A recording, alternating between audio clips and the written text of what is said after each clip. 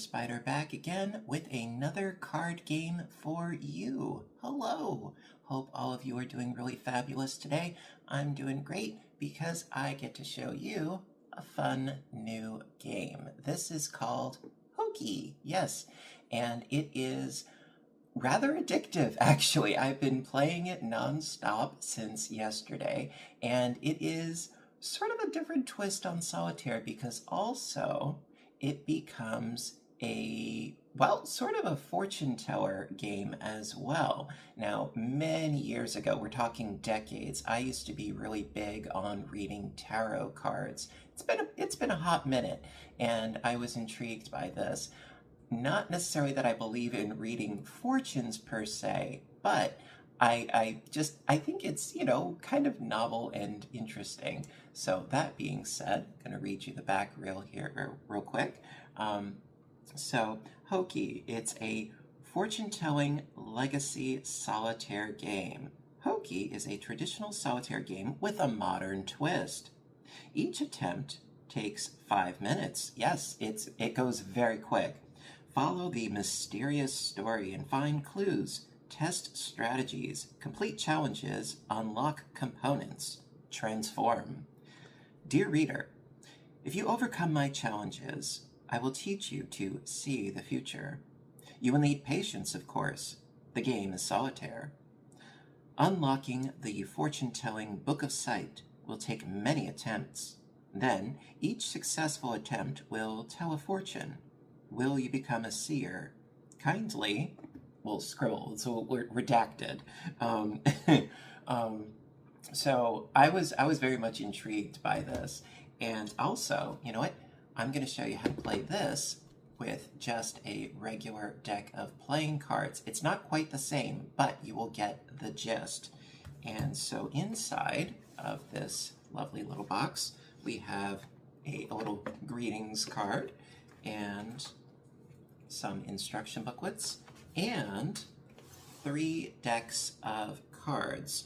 The Seer deck, the Looking deck, and the Pupil deck. You start with the Pupil, then you go into the Looking, then you go into the Seer. And as you play, you unlock cards from the next decks. And I thought that's really interesting because it's not just playing one game, for the sake of playing the one game. No, you have that incentive to keep playing so that you can unlock more aspects of the game, which I thought that's pretty neat. And so we're just going to be playing with the one deck today. And then back here, we also have the fortune-telling book, which I haven't even looked at yet because you're not supposed to look at it until you have unlocked the cosmos, so to speak. And there is a little bit of a storyline as well within the books. And, I'm not going to go too much into that because I don't want to spoil too terribly much as far as, the je ne sais quoi. But I'm just going to put that way over there. So over here, at least we'll start with the greetings card. So with this, it says, Hoki is a solitaire game that is guided by a story. Progression in this single-player experience relies on trust. You will be instructed when to open certain bags and read certain books. Proceed in the order that you are instructed. If you complete the story, you will unlock fortune-telling magic. Read each chapter in Hoki, and then follow the closing prompts in this font. It's a bold font. Here is your first prompt. Please open the book below titled Hoki and read chapter 1 to begin. And then, of course, at the very bottom it says in itty-bitty print, fortune telling here is for entertainment purposes only. These cards do not predict the future, but reading them might guide you. And that is kind of how I look at divination forms, in general anyway. I don't necessarily believe in telling the future, but I believe in perhaps getting an impartial outside perspective on things, for, food for thought. That's more or less how I tend to look at fortune telling. So, and then as far as the various books, we'll do chapter 1, Pupil. Where am I? You ask yourself. The sun warms your skin. You smell the crisp air. In a vast field surrounded by mountains, a woman is sitting alone at a table. In a blink, you are sitting across from her. She's holding a coffee cup and saucer inches from your eyes. You hear it rattle. There are visions in the coffee grounds. Do you see? She is pointing into the cup with her free hand. Visions can gaze into your future. You look in suspiciously. A beautiful scene unfolds within the brew. People, landscapes, and animals. Good. She leans back. We are inside of the box you just opened. Come here to experience visions, like in the coffee cup. But, she hesitates. First, you must become a seer. You are lost. Shuffling a peculiar deck of cards, she deals 3 cards to you and 3 to herself. I am the enchanter. I will be your guide on this journey. Now she deals 3 piles of cards between you. These piles are called the mirage. A vision happens when you discard every card from the mirage. This is called a clear. With practice and intention, you will clear them often. A pupil aspiring to be a seer will fail often. My pupil, have patience and focus. She hands you a book labeled Act 1, Method. And then it says, open the pupil deck pouch, then go and read Act 1, Method. Return here to Chapter 2, Fragment, when instructed. So that's, sort of how it plays out and plays along.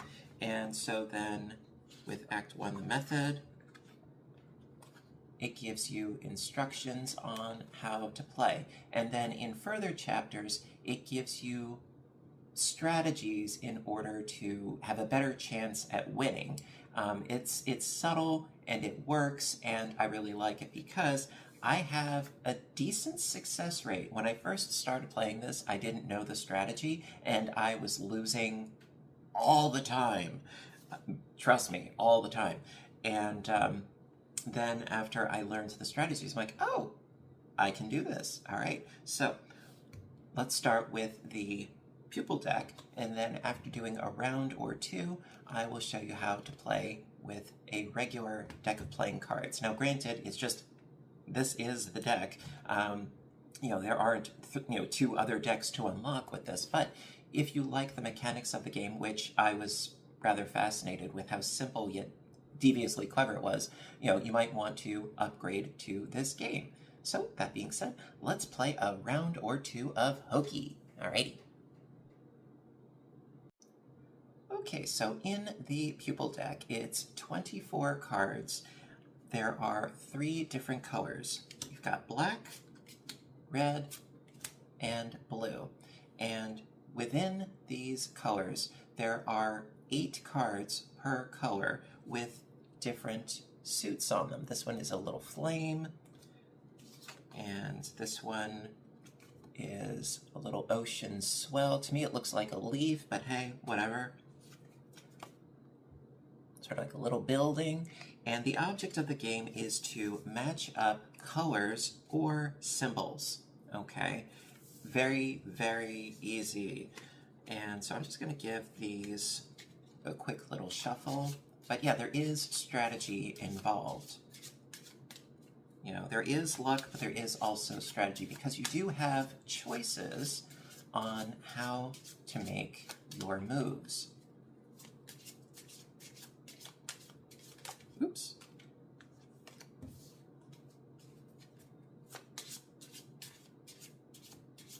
Also, the other reason why I really love this game, aside from the fact that each round is really short, it takes up hardly any space at all to play, which for me, you guys know, if you've been watching these videos, that is a huge selling point to me. I love a small layout. So, I'm going to start off with 3 cards at the top here for me, and these get played at the very end. Then we do 3 piles of 6 cards. 1, 2, 3, 4, 5, and 6. And then the last 3 cards are our discard pile, and I get to look at those. It's not like your typical discard pile where, you know, once they're done, that's it. So going to turn over the top card on each of these piles of 6. Okay, so basically the gameplay is if you have 2 colors, 2 of the same color, you can remove one of those cards. If you have 2 cards with the same symbol, like I do right here, then you remove both of them. And if you can't make a move at all, well, then you shift a card so that you can make a move. And then also, if you have 3 of the same symbol, then you remove all 3. And then when all of the cards from these 3 piles are revealed, you then play out the remaining 3 cards. And the object is to end up with removing a pair at the very end for your last move. That's the goal. And you can also use the discard pile to try to figure out what would be your best choice as far as, okay, do I remove this card or this card? And it's that strategy that I really quite like. So right now, no real option or choice to be made. We're going to be removing both of these cards because they have the same symbol. And then turn up the new ones. Okay, here we go. So we have these 2, the red and the blue, but they have the same symbol. But I also have a red and a red.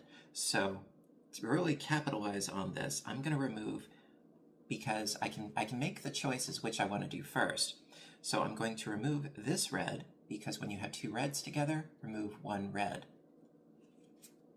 And I'm going to put this symbol with this symbol together, and then flip this one up. Okay, ooh, this is good. Now I've got a blue and a blue, so I'm going to remove this guy. Got a red and a red. I'm going to remove this one. Ooh, okay, that works nicely because I've got all 3 of the same symbol, and that's called a gleam. It's very rare that it happens in the course of a game, but when it does, you get to remove all 3 cards, which is very nice.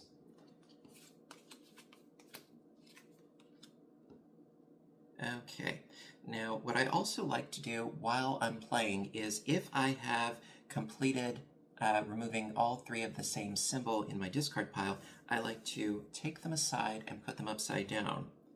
So right now I've got a mountain peak, 1 fire, 1 leaf, 1 wave, 2 circles, and 2 buildings.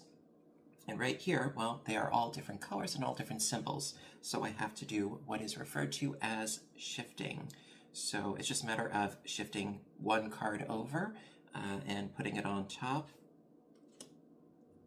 And then unlock a new one. Okay, well, what I can do from here, let's remove both of these because they are the same symbol. Different color, same symbol. So I'm going to remove both of these.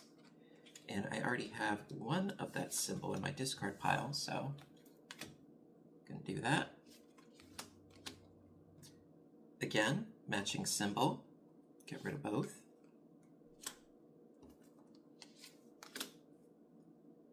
Okay, well, 2 reds. Going to, you know what, which do I want to remove? I think I'll remove this one.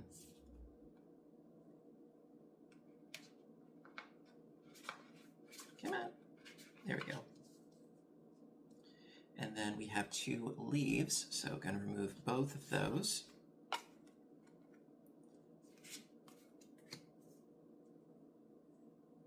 And then turn you over, scoot you over, and reveal you. Now at this point, because all of our piles are down to the last card and they are revealed, we now take our 3 cards from up here and plop them on top. Okay, so now is the tricky part, managing to get rid of all of these cards, and if I manage to remove the last two as a pair, then I win. It doesn't look likely, but we're going to try it anyway. So, actually, it would be impossible because this blue one here, it's the only blue one, and it's the only one with what looks like an eyeball. So I won't be able to win this round, but I'll show you, what I'm going to do anyway. Let's see. I've got 3 black ones, all different symbols. I'm going to remove this one. And then I've got 2 fires, but I have 2 black ones here. So I'm going to remove this black one first, and then remove these 2 fires, and then I still end up with 2 cards that I cannot get rid of. So I lost this round. It's okay. It's okay. My success rate is far better than it initially was, but with the different strategies involved, it very much improves your chances of winning. For instance, utilizing the discard pile to see which symbols you've already gotten rid of, also trying to get rid of an entire stack as quickly as possible, because then you can shift cards to empty spots and do that sort of thing. So there are strategies that you can employ, and those are gone over with each successive chapter, which I rather like. So I'm being kind of spoilery, but not entirely.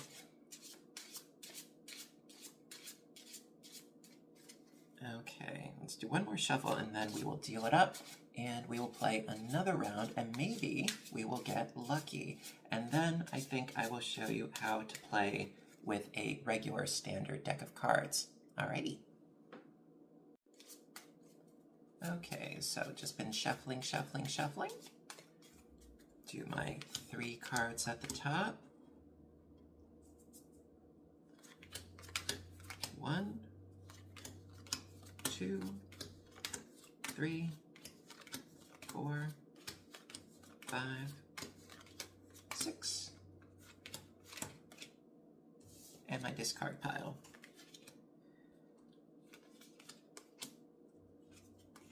Okie dokie. So, starting right out, well, got 2 blue, remove one of those. 2 eyeballs, and actually this is good because I have 1 eyeball already down here, so that means that the eyeballs will be completely cleared. Okay. 2 blues again, and this is good. I'll remove the flame because I already have 2 flames down here. All right, 2 little buildings, remove both of those.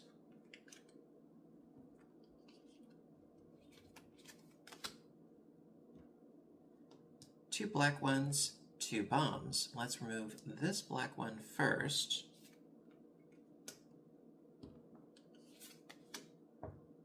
And then we will remove the bombs. They look like bombs to me. They could be something else. They look like bombs to me.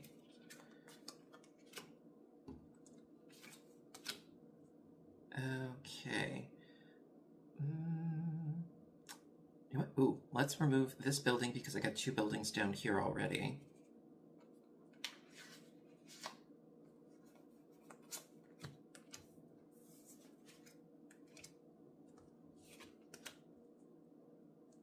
Okay, I have 2 bombs down here. I can remove one of these red cards. One of them's a bomb. I'm going to remove that one.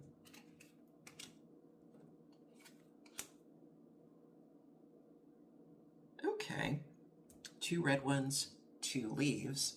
Let's remove this red one first.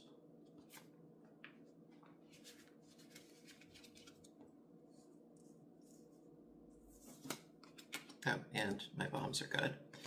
And then we will shift this one over, reveal this one, then we will remove these 2 here. Actually, wait a minute. Do I want to do that? Or I could remove this one first and shift again. Doesn't make a difference. Not really. Okay, so you know, let's remove these 2. Put that with that one.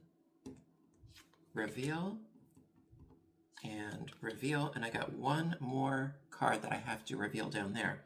So let's see. Best way to do this. Let's get rid of this mountain range here. Flip this one, and oh, okay. Interesting. Okay, so I get a gleam at the very end with 3 leaf symbols, but I can't play those yet. I have to play out these cards here. So let's play them on top. Okay, either I didn't shuffle very well or I got really lucky. It's another gleam.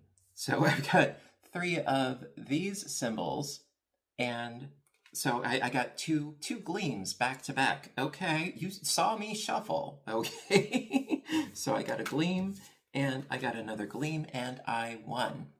Now, that being said, which that's pretty spiffy. That being said, this was the last gleam that I got. Now, further on in the game as you go, you can unlock the other decks. So, like for instance, this was the last pair that I made. I mean, also technically, this one before it would also count towards that. Gleams are special because they're, like I said, they're rare to happen. So when you get a gleam, that counts as a success. When you get your final 2 pairs with the same symbol at the end, that counts. And then if you manage to pull that off, which oddly enough I did, you would then go into the looking deck, and the looking deck looks very similar, except that next to the symbols, they have different designs in the center. So as opposed to all of them looking like eyes, well, these have little pictures in there. And so what you do is every time you win a gleam or win at the end with a pair of matching symbols, you would then, like for instance, this is the little leaf symbol. So I'd look in here for the little leaf symbol. Here they are. So what I would do is then take these cards out of my pupil deck and replace them with these. And then every time I win with a different gleam, I would then replace cards from the seer deck, put them into my pupil deck, and then eventually over time, the entire pupil deck transforms into a new deck. And I haven't gotten that far yet, but I believe it's the same thing with the third deck, which is the seer deck, and you would replace cards from the seer deck into your looking deck. I hope that makes sense. So I'm just going to put these to the side, and yeah, have I opened up the seer deck? No, I have not. It's still in the plastic, but in this deck it has pretty pictures and so forth, but no, I haven't taken it out of the plastic. I'm being really good. Usually I'm a little cheat when it comes to that sort of thing, but no, these are still in the plastic. And so eventually you can unlock the spiffy cards and the book on how to read your fortune and so forth. I think it's fun. You know, it's got clever mechanics, it's very simple to play, and it's very quick. Very, very, very quick, which I really do appreciate and like, because sometimes you only have time for, you know, a quick game or so. And so now I'm going to show you how you can play this game with just a regular deck of playing cards. So let's get to it. Okay, so if you want to play with a regular deck of playing cards, you need to modify the deck just a little bit because you don't need all 52 cards, you only need 24. 3 suits, not 4, so just 3 suits, 8 cards per suit. And what I decided to do was to keep, for my, my deck, if you will, the diamonds, the spades, and the hearts. So instead of it being black, red, and blue, it's black, red, and red. It works still, just the same. And what I did was separated out ace through 8. So I've got ace 2, 3, 4, 5, 6, 7, and 8. And the numbers are my symbols. So it's a matter of either matching the numbers or the suit. And you can play the exact same way.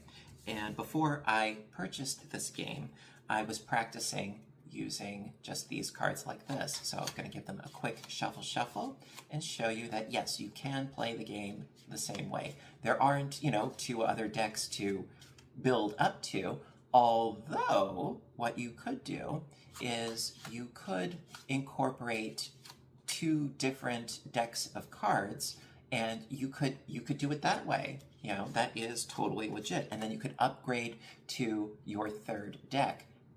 That is a viable option, you know, and I think that that would be actually a fun thing that you could do yourself. Because, I mean, there are some decks of playing cards that have some really cool designs and styles on them. So, yeah, nothing saying you can't do that. So let's do our base layout. So 3 cards, and then 3 piles of 6. 1, 2, 3, 4, 5, and 6, and then show the 3. Okay, so right out of the gate, I do not have any matching suits or symbols or ranks. So I'm just going to shift 1 over. Okay, I got 2 7s, so let's remove both of those. Oop.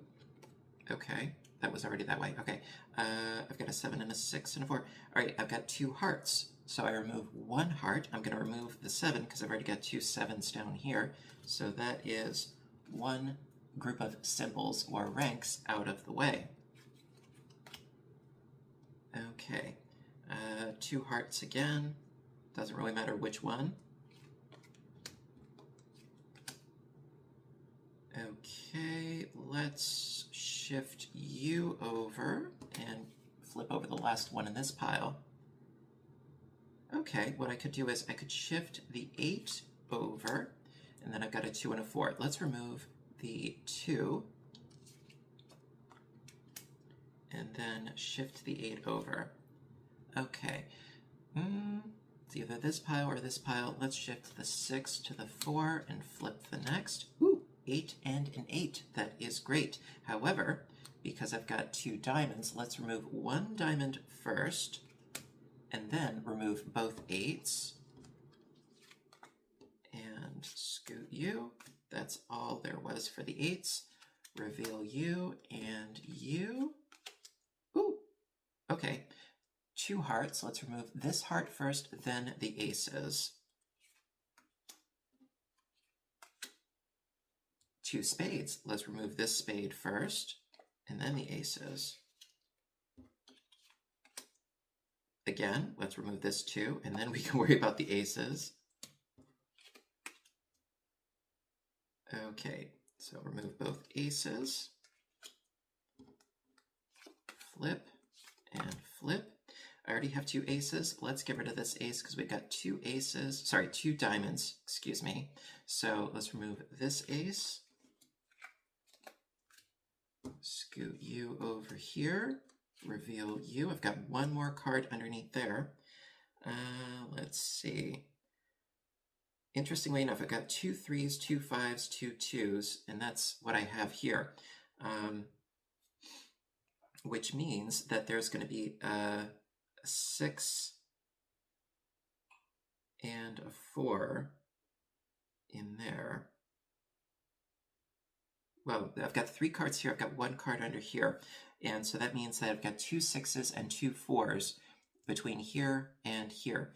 So let's see. I got 2 diamonds here. Let's remove this diamond here so I can get rid of my 2s. See, you can use the process of deduction. See, I got the 6. Then let's reveal these, which should be a 6 and 2 4s, if I'm not mistaken. 4, 4, and 6. Okay, that being said, can we make this work and can I win? Well, I've got these 2 hearts here and only 1 3. I've got 2 4s, 2 6s, and 1 5. Can I make this work? Good question. Well, and I would want to end with 2 of the same symbol.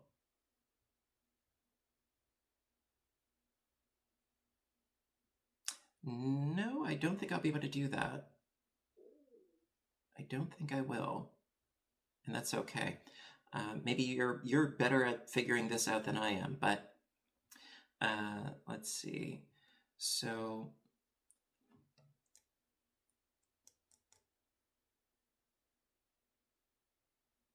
no, I don't see a way around this.